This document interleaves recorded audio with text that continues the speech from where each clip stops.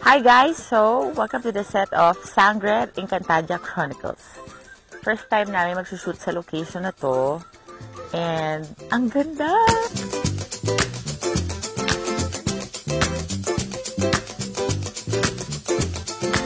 So ngayon, nilalagyan nila ako ng armor. Because I came from the snow world. Ako ay isang mini-abe.